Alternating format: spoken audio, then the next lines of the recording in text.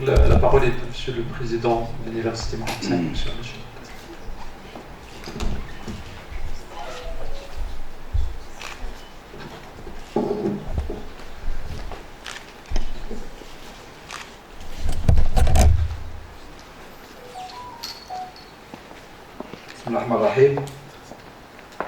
Monsieur l'inspecteur général du département de l'enseignement supérieur, la recherche scientifique, Monsieur le doyen, Monsieur le président de la CGM, Abbas Ali Kenitra, Monsieur le directeur du centre CIFPEC, chers partenaires, invités, chers collègues du département de l'enseignement supérieur ici présents,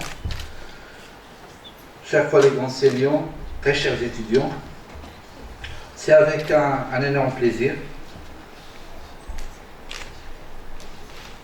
que moi personnellement, l'Université Mohammed V, sont présents lors de cette rencontre d'une grande importance, organisée par le CIRPEC et la CGM région Abbas Ali Kenitra. Ceci pour présenter, discuter, échanger sur un chantier tellement important, un chantier très stratégique pour notre université et pour notre pays. Ce chantier-là de réforme et de réforme pédagogique en relation directe avec les établissements à accès ouvert, qu'on vient de dire Monsieur le doyen, concerne le cycle bachelor qui entre dans le cadre du déploiement ou bien de l'opérationnalisation de la loi 4/51-17. Ce chantier, comme on commence tous à le savoir, ce chantier de réforme pédagogique se veut une réforme radicale de notre système d'enseignement supérieur. Et il se base sur une vision des apprentissages, une vision d'organisation, une vision nouvelle de contenu. Donc énormément de chantiers, énormément de nouveautés, mais capitalisées et capitalisantes. L'adoption de ce système pour l'université marocaine aspire surtout à améliorer l'employabilité de nos jeunes et la mobilité de nos étudiants. C'est ainsi que les cursus qui sont proposés et qui vont être adoptés, bien sûr, ils comportent les 4 années avec une année fondatrice au début, va accorder une place importante à 2 composantes majeures et qui reviennent bien sûr à chaque fois autrement, à savoir les soft skills et à savoir les langues en tant qu'outil de formation et d'enseignement. Donc, consciente en tant qu'université que l'insertion de nos lauréats ne peut se baser uniquement sur les connaissances techniques, ils sont bonnes, il faut se l'avouer, mais aussi sur les compétences comportementales qui vont être acquises et développées tout au long des cursus. Notre université s'est pleinement investie et depuis pas mal de mois, voire pas mal d'années, dans l'élaboration d'un référentiel de compétences non techniques, que ce soit en soft skills, surtout, comportant 12 compétences réparties en 4 grands oméga compétences. Les study skills, et on sait ce que c'est, avec bien sûr développement personnel et comment aborder et réussir son parcours universitaire. Les life skills, comment communiquer, interagir en construction positive. Civic skills, agir de façon citoyenne, responsable et bien sûr comment entreprendre en tant qu'acteur de sa formation, de son projet professionnel pour aller vers les professionnels skills.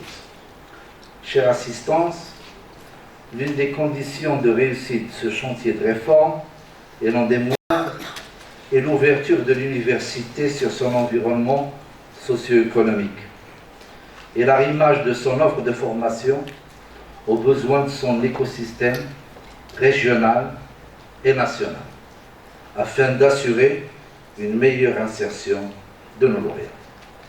C'est dans ce cadre que s'inscrit le projet Ibn Khaldoun, comme a dit M. le doyen, intitulé « Quelle filière de formation innovante adaptée aux besoins en compétences managérielles des entreprises de la région ». Ce projet, porté par une équipe d'enseignants, chercheurs, modèles, il faut le dire, modèle par l'effort qui est déployé, modèle par le capital qu'elle a et modèle aussi par les engagements dont elle fait preuve. Le lancement de ce projet intervient dans un timing qui concorde parfaitement avec le lancement du diplôme bachelor, qui est une occasion réelle de revisiter les contenus des formations et aussi nos modes d'apprentissage et nos modes d'enseignement. En effet, les objectifs de ce projet, c'est Omar, je vais peut-être dans les détails par la suite, mais sont multiples. Je citerai 4 rapidement. Primo, et non des moindres, identifier les besoins en compétences managériales des entreprises de la région, identifier et actualiser sur tout ça, évaluer le degré d'engagement des entreprises effectivement concernées par ce type de formation, surtout dans des modes liés à l'alternance, instaurer une collaboration effective et un partenariat durable entre université et monde socio-économique, et orienter les établissements universitaires dans le choix de filières et en le montage et la définition des curricula. Pour atteindre ces objectifs, vous serez d'accord avec moi, l'équipe du projet peut compter et doit compter sur le partenariat privilégié établi avec la CGM de la région Baba-Sali-Kénitra. C'est ce type de précieuses collaborations qui nous permettent des choix pertinents. À ce titre, plusieurs réunions, 2, même plus, ont été tenues avec la CGM et grâce auxquelles l'équipe avance sur les outils à mobiliser et les pistes à explorer afin d'apporter des réponses pertinentes à la problématique soulevée et à continuer dans cette co-construction positive répondant aux réels besoins du marché. Je ne peux donc laisser passer cette occasion sans témoigner ma profonde gratitude à la CGM, région de Rabas-Sali-Kénitra, en la personne de son président et ses membres, qui a ouvert ses portes à l'équipe projet et qui s'est engagé à apporter toute l'aide et l'appui nécessaire à la réussite de ce projet tellement important. Ce projet qui ouvre par la même occasion des pistes de partenariat futures, fructueux, avec la CGM, mais aussi avec d'autres partenaires sans lesquels la réforme du bachelor n'aura et ne pourrait connaître un succès. Je tiens aussi à féliciter notre ministère, et spécialement nos 2 ministres, pour leur vision et leur leadership, ainsi que pour, il faut le souligner, que pour l'approche participative qu'ils ont bien voulu adopter pour la réussite de ce projet, stratégique.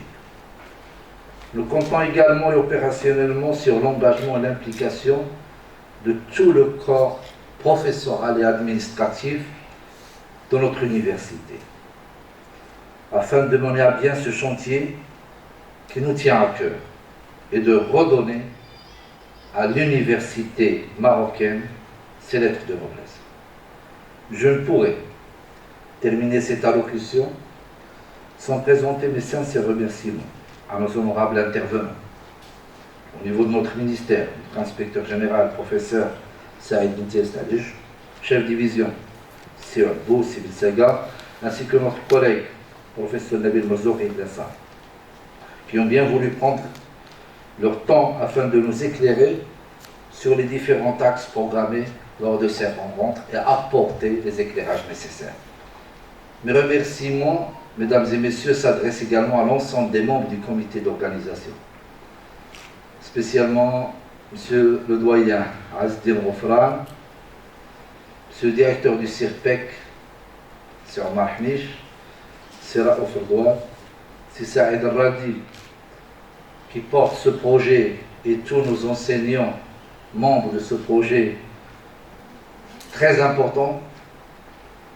Tout cela pour énormément d'efforts, des efforts tellement considérables qu'ils ont déployés et continueront à déployer afin d'agencer cette manifestation, c'est l'avenir, pour que les résultats répondent aux attentes du citoyen et aux attentes de l'économie marocaine.